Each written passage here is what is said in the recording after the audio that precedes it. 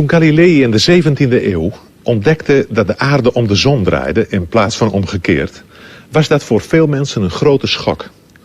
Zij hadden tot dan toe de overtuiging gehad dat de mens in het centrum van de kosmos stond, en zij hadden daarop ook hun gehele levensovertuiging gebouwd, en nu bleek dat ineens niet het geval te zijn. De theorie van Foucault kan men verduidelijken door vast te stellen dat hij eigenlijk met betrekking tot de cultuur een soort van Galilei-standpunt inneemt. Immers met name sinds de tijd van Galilei heeft men eigenlijk, wat de cultuur betreft en de maatschappij, gedacht dat de mens daar wel in het centrum stond. Hij heeft ze tenslotte gemaakt. En Foucault ontkent dit. Niet het subject telt in de cultuur, zegt hij, maar de structuur, het algemene. Iets wat op zich al te begrijpen is, als men bedenkt dat de regels volgens welke men zich gedraagt voor verreweg het grootste deel al uitgevonden waren voordat men werd geboren. En dat de naam van de uitvinder ons volstrekt onbekend is. Nu kan men Foucault met Galilei vergelijken, maar in een ander opzicht kan men Chomsky ook met Galilei vergelijken, omdat hij in de taalwetenschap, de linguïstiek, zijn vak, een geweldige revolutionerende werking heeft gehad over de gehele wereld. Chomsky heeft in de linguïstiek een ware omwenteling veroorzaakt. En het interessante is nu dat de theorieën van Chomsky in precies de tegenovergestelde richting wijzen als de theorieën van Foucault. Chomsky zet het subject veel meer in het centrum. Bij de confrontatie dus van deze twee geheel verschillende denkers is het verder goed om te bedenken dat zij beide ook erg verschillend werk doen. Foucault is een cultuuronderzoeker, Chomsky is een taalonderzoeker. Of nog anders gezegd, Foucault interesseert zich erg voor de geschiedenis van de wetenschappelijke taal. Chomsky interesseert zich erg voor de taal die we gebruiken, de dagelijkse taal.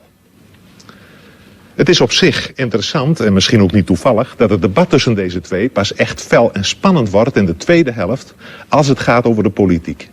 Toch is het geloof ik goed dat er een stuk theorie aan vooraf gaat.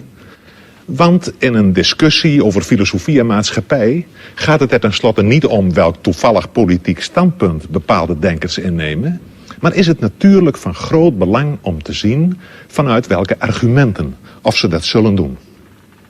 Het is misschien ook wel leuk dat deze discussie plaatsvond in de hal van het auditorium van de Technische Hogeschool in Eindhoven.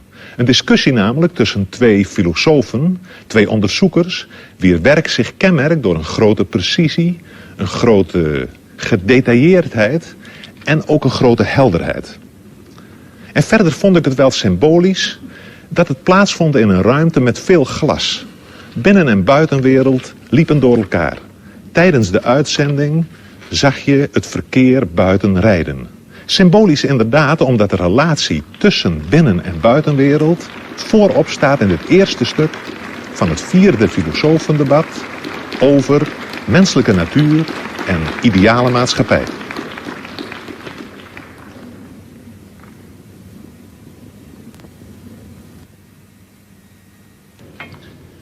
Ladies and gentlemen, welcome at the 4th debate of the International Philosophers Project.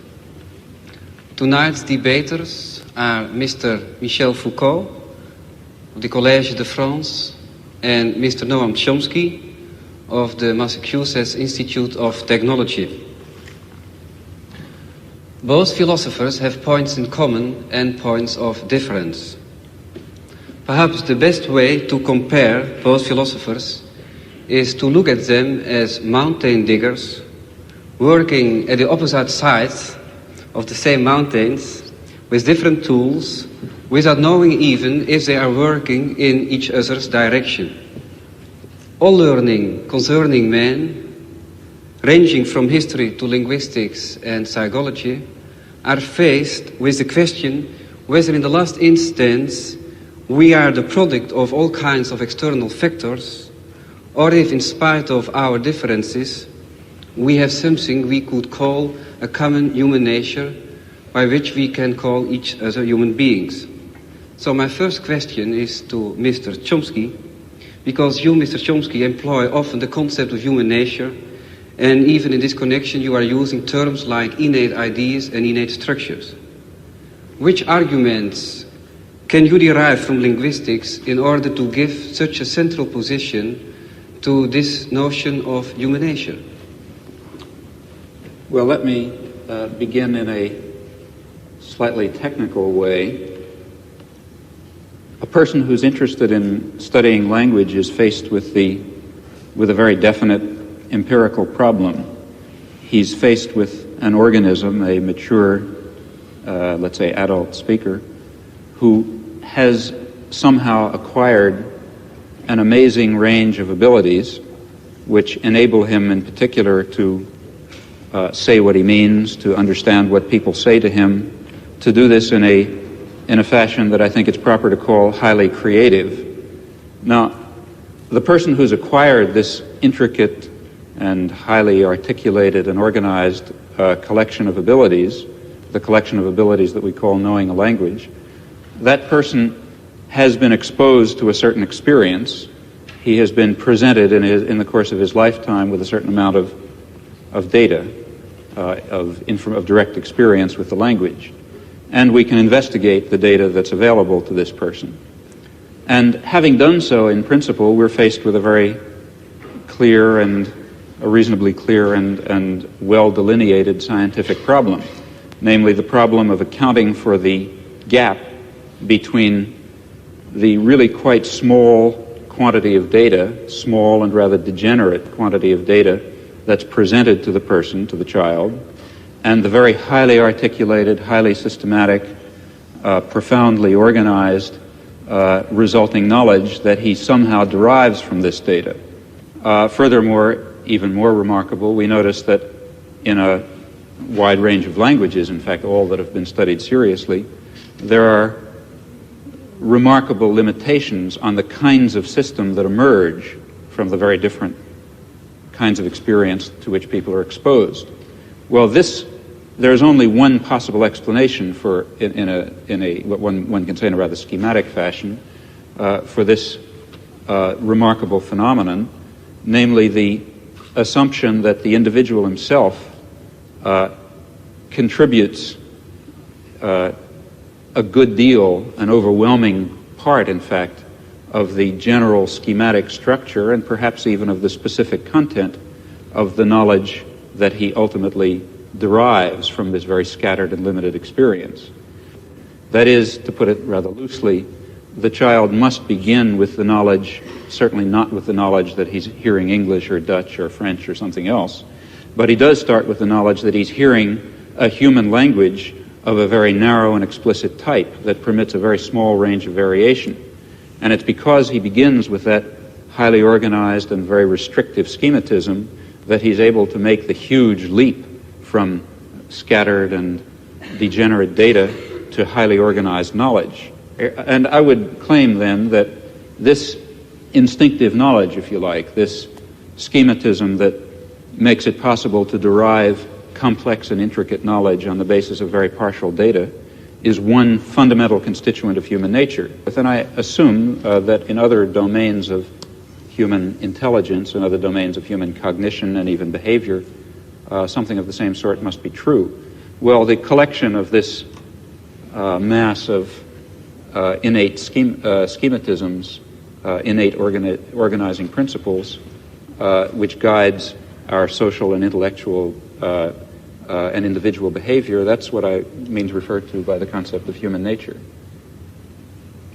Well, Mr. Foucault, if I'm thinking at your books like Histoire de la folie et Le mot et les choses, I got the impression that you are working on a completely different level and also just with an opposite aim, opposite goal.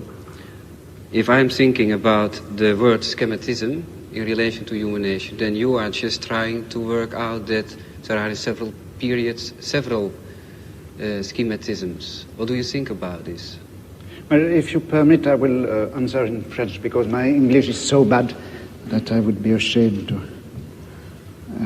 answer in English. Là, il est vrai que je me méfie un peu de cette notion de nature humaine. Mais je m'en méfie pour la raison suivante. Je crois que parmi les concepts parmi les notions dont une science peut se servir, il y a évidemment des notions qui sont d'un niveau, qui ont une élaboration, qui est une fonction différente. Par exemple, prenons le cas de la biologie. À l'intérieur, dans le domaine de la biologie, vous avez des concepts qui sont plus ou moins bien établis, comme le concept de réflexe. Bon.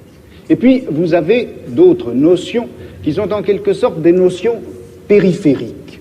Des notions périphériques qui ne jouent pas un rôle en quelque sorte organisateur à l'intérieur de la science, des concepts qui ne sont pas des instruments d'analyse, des concepts qui ne sont pas descriptifs non plus. Ce sont des notions en quelque sorte qui servent simplement à indiquer des problèmes ou encore qui servent à indiquer des domaines d'objets à étudier. Prenez par exemple, il y a une notion comme ça qui, je crois, été très importante dans l'histoire de la biologie. C'est tout simplement la notion de vie. Bon, au XVIIe ou au XVIIIe siècle, les gens qui étudiaient la nature ne se servaient pas du concept de vie. Ils classaient les êtres naturels, qu'ils soient vivants ou non vivants, dans une espèce de grand tableau ou de grande hiérarchie. La vie était une notion dont ils ne se servaient pas et dont ils n'avaient pas besoin. Et puis, à la fin du XVIIIe siècle, un certain nombre de problèmes se sont posés, comme par exemple les problèmes de l'organisation intérieure de ces êtres dont on avait fait la classification. Ou bien encore, avec les progrès du microscope, le microscope d'Amici, on a vu apparaître tout un tas de phénomènes qui n'avaient pas été jusque-là encore perçus et dont les mécanismes, dont le fonctionnement n'était pas encore clair. Les progrès de la chimie ont fait également apparaître les problèmes concernant les rapports entre les réactions chimiques et les processus physiologiques de l'organisme. Et voilà que tout un domaine d'objets est apparu, domaine d'objets absolument nouveau pour le biologiste, et c'est cela qui a été appelé la vie. Et la vie, c'était une notion qui servait à indiquer le champ des objets et des domaines nouveaux que la science avait à parcourir. Bon, et je dirais, comme ça, en historien des sciences, si vous voulez, que la notion de vie a été un indicateur épistémologique, un index des problèmes à parcourir, et je me demande si on ne pourrait pas dire la même chose de la nature humaine. Foucault vergelijkt dus het begrip menselijke natuur van Chomsky met het begrip leven in de biologie en in de geschiedenis van dat vak. En hij doet dat omdat hij dat begrip menselijke natuur eerder ziet als een aanwijzing voor een onderzoeksprogramma dan als een aanwijzing voor het feit dat de mens uit zichzelf zo verschrikkelijk veel klaar zou kunnen spelen. Voor hem is dat begrip menselijke natuur eigenlijk een soort van wetenschappelijk boodschappenlijstje en niet meer dan dat. En Chomsky wil dit wel accepteren als maar duidelijk is dat vakken als biologie, fysiologie en neurologie voorlopig nog helemaal niet over de middelen beschikken om die menselijke natuur en dat taalvermogen adequaat te kunnen beschrijven.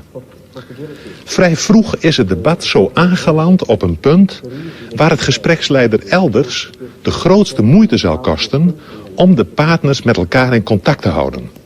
Voor een deel ligt het natuurlijk aan de taal die ze spreken, maar voor een veel groter deel ligt dat aan het feit dat Chomsky en Foucault ieder in een verschillende denkwereld zitten, zodat hun begrippen heel gemakkelijk langs elkaar heen glijden. We krijgen eigenlijk het merkwaardige schouwspel te zien van twee breinen die gelijktijdig aan het denken zijn en om de beurt een begrip oppikken uit het betoog van de ander, om dit begrip dan vervolgens te belichten vanuit hun eigen denksysteem. Daarbij speelt dus voor Chomsky een grote rol dat begrip creativiteit, waarover nu een heel groot stuk van het debat zal gaan. Voor Chomsky is creativiteit eigenlijk een kenmerk van alle mensen. Iedereen werkt ermee.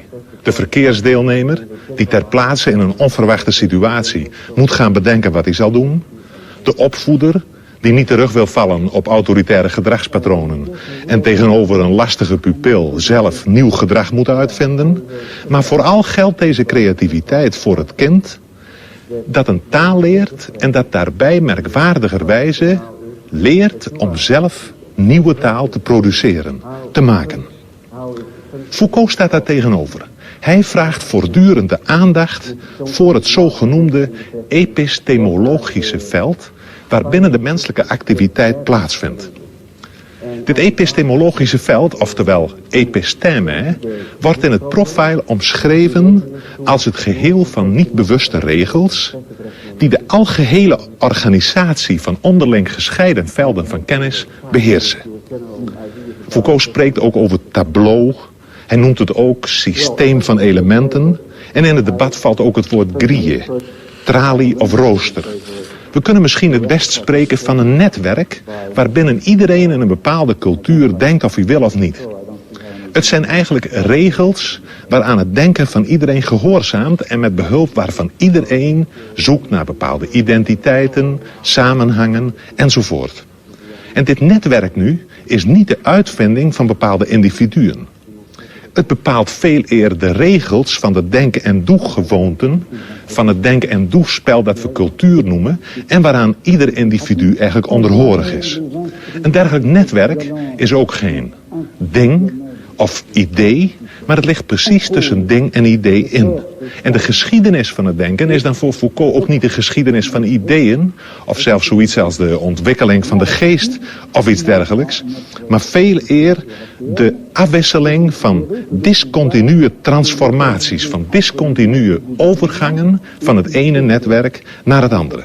Dat is dus een heel andere aanzet dan die van Chomsky, bij wie die creativiteit in het centrum staat. En het is duidelijk dat we op dit punt bij Foucault weer diezelfde onttroning van het subject tegenkomen, waarover we in verband met Galilei in het begin reeds gesproken hebben. De filosofie van Foucault is een filosofie waarbij de filosoof zelf eigenlijk voortdurend uit het beeld verdwijnt. Ja, paradoxaal genoeg zou je moeten zeggen, het is eigenlijk een filosofie zonder filosoof. En je moet dit ook nog generaliseren, want de mens is bij Foucault in zekere zin de grote afwezige in zijn eigen cultuur. En het is in dit verband dan ook heel begrijpelijk dat Foucault nogal fel en afwijzend reageert wanneer de gespreksleider belangstelling begint te vertonen voor privéaspecten van zijn bestaan. Wanneer Foucault debatteert, dan gaat het over alles behalve over Foucault zelf. Dit dus ter introductie op dit volgende vrij uitvoerige theoretische stuk van het debat, dat eigenlijk maar voortdurend allerlei aspecten van één hoofdvraag behandelt, en wel de vraag: in hoeverre is de mens in staat iets nieuws te ontdekken, en als dat zo is, hoe moeten we het dan begrijpen? Het lijkt mij een erg relevante vraag, zeker als we bedenken dat we nogal wat nieuwe vormen van gedrag, kennis en wetenschap nodig zullen hebben, willen we het er in onze wereld met elkaar levend afbrengen. We nemen nu de draad weer op waar Foucault toelicht waarom hij aan de creativiteit van het individu in de geschiedenis niet zoveel aandacht besteedt. Dans l'histoire traditionnelle des sciences, on accorde en effet le maximum, enfin la tradition veut qu'on accorde le maximum à la créativité des individus. L'histoire des sciences, jusqu'à ces dernières années, consistait essentiellement à montrer en quoi un individu, que ce soit Newton ou que ce soit Mendel, peu importe, avait été effectivement le créateur ou le découvreur plutôt d'une vérité qui était là, inscrite dans les choses et dans le monde, et que personne avant eux n'aurait vu. Le postulat, il y a, je crois, qui dort en quelque sorte sous l'histoire des sciences traditionnelles, c'est ceci, c'est que la vérité est là pour être connue et que pourtant l'esprit de l'homme, par la suite, par l'effet d'un certain nombre d'inhibitions ou d'obstacles, n'est pas parvenu à voir cette vérité. L'esprit de l'homme est fait pour voir la vérité et un obstacle contingent l'en empêche. Cet obstacle, ça peut être, eh bien, selon les historiens, les conditions économiques et sociales, ou ça peut être la forme des mentalités, ou ça peut être la crédulité les vieux thèmes et mythes religieux, par exemple, ou moraux, enfin tout ceci qui constitue comme les obstacles, les écailles sur les yeux de celui qui voudrait voir. Mais en droit, l'esprit est fait pour voir, en droit, l'esprit est fait pour avoir accès à la vérité. Dans cette conception traditionnelle de l'histoire des sciences, d'une part, si vous voulez, on donne toute la créativité à l'individu, qui est en droit possesseur de la vérité, et puis on la lui retire par le système des obstacles qui viennent d'une façon tout à fait contingente l'empêcher de saisir, de formuler, de construire cette vérité à laquelle il a droit en principe. Bon. Alors, moi, le problème qui s'est posé à moi, c'était précisément un peu l'inverse. Parce que qu'est-ce qui se passe quand on assiste à une grande transformation scientifique? Dans une transformation scientifique, comme par exemple la naissance de la biologie au milieu du XVIIe siècle, ou la naissance de la philologie à la fin du XVIIIe, au début du XIXe. C'est vrai qu'un certain nombre d'obstacles, un certain nombre de préjugés, un certain nombre d'idées toutes faites tombent et viennent à disparaître. Mais ce qui m'a frappé, c'est que une science, au moment où elle naît, non seulement se débarrasse d'un certain nombre d'obstacles et d'obscurités, mais en même temps, elle supprime un certain nombre de savoirs et de connaissances existantes qu'elle occulte, qu'elle cache, comme si elle appliquait une grille nouvelle qui, tout en permettant de faire apparaître des phénomènes jusque-là cachés, cache des connaissances déjà acquises. Donc, une science, le progrès d'une science, l'acquisition d'une science, c'est pas simplement l'oubli des vieux préjugés, ce sont pas simplement les obstacles qui tombent, c'est une véritable nouvelle grille qui cache un certain nombre de choses et du coup fait apparaître. Donc, quand je critique la notion de créativité, je veux dire par là que, en fait, la vérité ne s'acquiert pas comme une sorte de création continue et cumulée, mais comme un jeu de grilles qui s'appliquent les unes sur les autres, cachées. I think in part we're slightly talking in cross purposes because of a different use of the term creativity. In fact, I should say that my use of the term creativity is a little bit idiosyncratic, and therefore the onus falls on me, not on you in this case. But when I speak of creativity, I'm not attributing to the concept the notion of value that is normal when we speak of creativity. That is, when you speak of scientific creativity, you're speaking properly of the achievements of a Newton. But in the context in which I've been speaking about creativity, it's a normal human event. I'm speaking of the kind of creativity that any child demonstrates when he is able to come to grips with a new situation, describe it properly, react to it properly, tell us something about it, think about it in a new fashion for him, and so on. These are, I think it's appropriate to call those creative acts, but of course without thinking of those acts as being the acts of a Newton. It's the lower levels of creativity that I've been speaking of. Now, as far as what you say about the history of science is concerned, I think that's correct and illuminating and particularly relevant, in fact, to the kinds of enterprise that I see lying before us in psychology and linguistics and the philosophy of mind. That is, I think there are certain topics that have been, what was your word, depressed or put aside during the scientific advances of the, say, past 2 centuries, century and a half.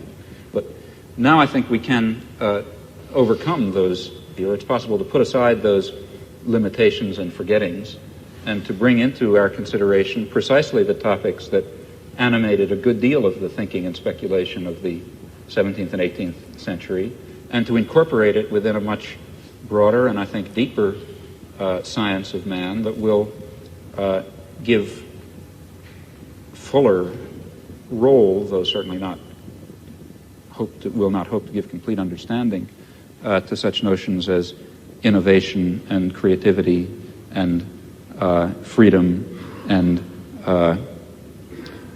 production of new new elements of thought and behavior within some system of rule and schematism. Those are concepts that I think we can come to grips with.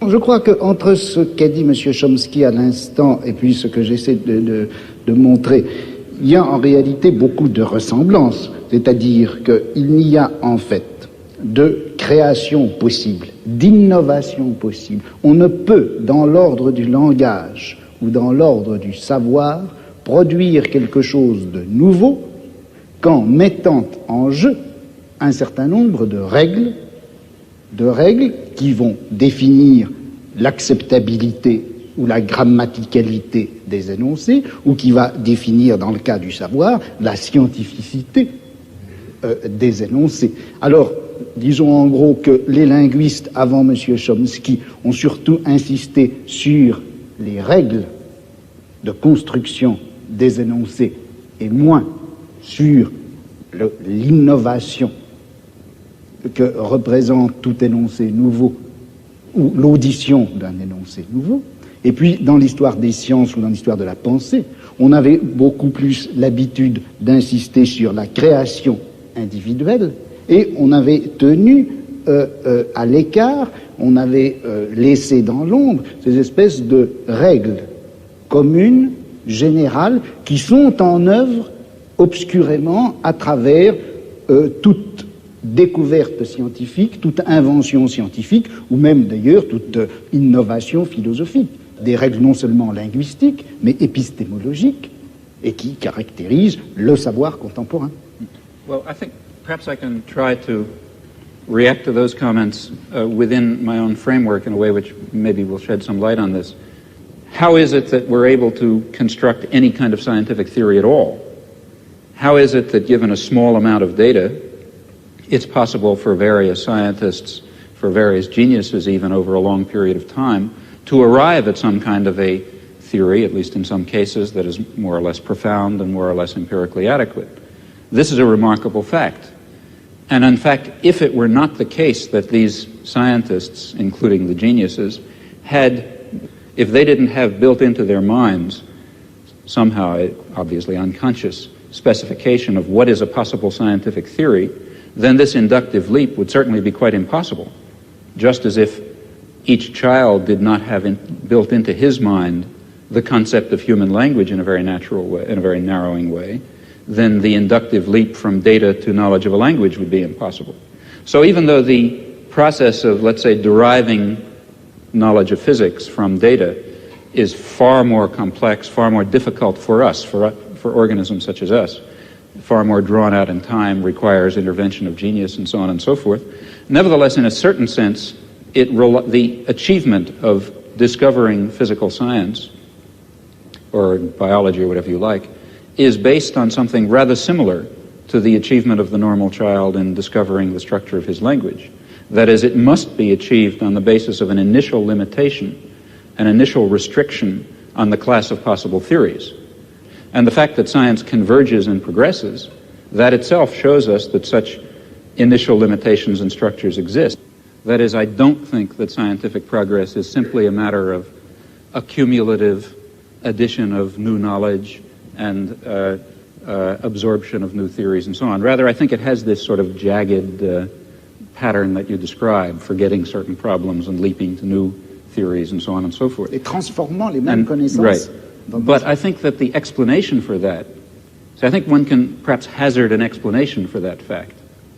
And oversimplifying grossly, I really don't mean what I'm now going to say literally.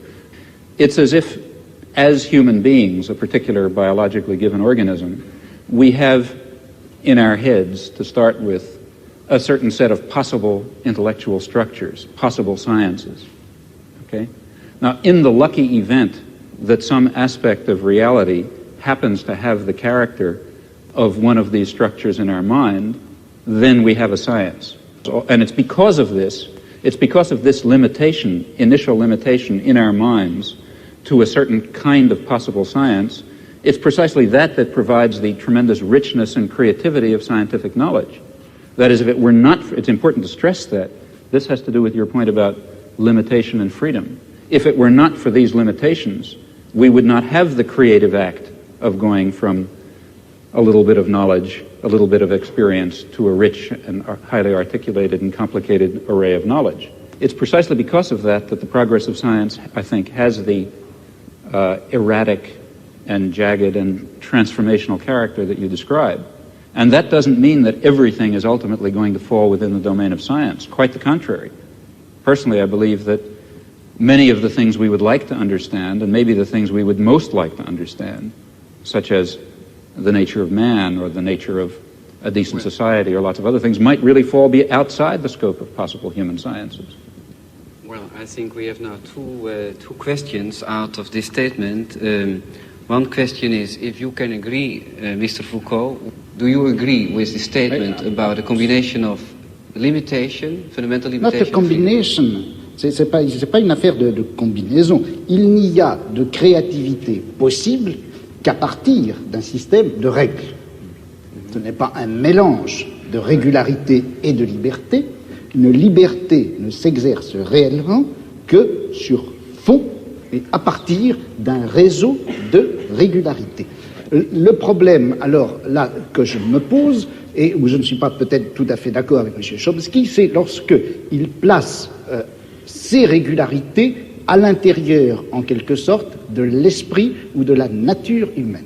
Je me demande si le système de régularité, de contraintes, qui rendent possible une science, on ne peut pas les trouver ailleurs, en dehors même de l'esprit humain, dans des formes sociales, dans des rapports de production, dans des luttes de classe, etc. Mais quand même, qu'est-ce que la raison pour vous de parler de temps en temps de la mort de l'homme ou du fin de la période 19e, 20e siècle, n'est-ce pas? Mais ça n'a pas de rapport avec ce que nous disons, là. Ah, je ne sais pas, parce que je pense à... quand je traite d'appliquer, qu'est-ce que vous avez dit, à votre notion anthropologique. Vous avez refusé déjà de parler sur votre propre créativité et liberté, n'est-ce pas? Alors, qu'est-ce qu'elle a raison? Quelles sont les raisons psychologiques, je me demande? Mais quelles sont peut-être... c'est plus important. Vous le demandez, mais moi je mais quelles sont les raisons,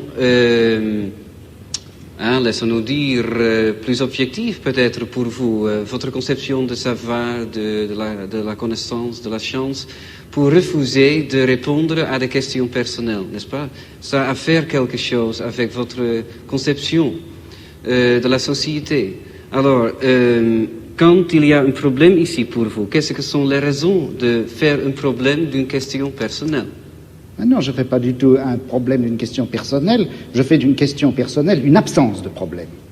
C'est-à-dire que dans toute l'histoire traditionnelle de la pensée, des idées et des sciences, on s'est toujours posé le problème de savoir à quel âge Newton avait dû être sevré pour concevoir la gravitation universelle. À quelle époque est-ce que Cuvier avait rencontré sa première maîtresse pour pouvoir finalement découvrir les fossiles, l'anatomie comparée, etc. Ce genre d'analyse, enfin que je caricature, ce genre d'analyse est, je crois, sans intérêt. Il est beaucoup plus intéressant de saisir les transformations d'un savoir en général à l'intérieur à la fois du domaine général des sciences et également de ce domaine en quelque sorte vertical que constitue une société, une culture, une civilisation à un moment donné. Et quand on saisit l'ensemble de la transformation, à ce moment-là, eh bien, on s'aperçoit que les petits événements individuels de la vie du savant n'est pas important. Opnieuw verdwijnt in deze laatste opmerking van Foucault het individuele leven van de geleerde onderzoeker uit het beeld. Maar hoe zit het dan met de verhouding van de mens tot zijn cultuur als het gaat over de politiek en misschien zelfs over de vraag hoe je die cultuur en die maatschappij kunt veranderen? Immers, men kan wel laten zien dat in de geschiedenis van de wetenschap en in de geschiedenis van de cultuur de inbreng van het individu een vrijwel te verwaarlozen rol speelt. De vraag, hoe moet ik handelen, de politieke vraag, blijft desalniettemin recht overeind staan. En het zal na het voorgaande misschien al duidelijk zijn dat die politieke vraag in het perspectief van Foucault heel sterk wordt tot de vraag: in hoeverre kan de mens ontsnappen aan zijn eigen cultuur? Daarbij is het wel van belang om op te merken dat Foucault zich helemaal niet wil distancieren van de politiek. Integendeel, hij zegt ergens: wat zou ik ideologisch verblind moeten zijn om me niet te interesseren voor datgene wat het meest wezenlijke is in het menselijk bestaan. Economische verhoudingen, machtsverhoudingen en noem maar op. Chomsky en Foucault zijn het dus wel eens over het belang van de politieke vraagstelling. Het is misschien ook wel informatief om nog eventjes uitdrukkelijk te zeggen dat Chomsky zijn politieke standpunt betitelt als anarcho-syndicalisme. Hij is van mening dat het noodzakelijk is de verschillende vormen van kapitalisme op te heffen en te doorbreken ten bate van de directe participatie van de arbeider in arbeidersraden enzovoort. Decentralisatie, socialisatie en participatie, het zijn sleutelwoorden in het politiek programma van Chomsky. Chomsky zegt weliswaar dat hij geen noodzakelijk verband ziet tussen zijn wetenschappelijke inzichten en zijn politieke, maar uit de nu volgende openingsset blijkt dat hij regelrecht vanuit zijn wetenschappelijke opvattingen afstevend op de politiek. Zijn politieke en wetenschappelijke inzichten mogen niet logisch uit elkaar voortvloeien, ze lopen wel degelijk parallel.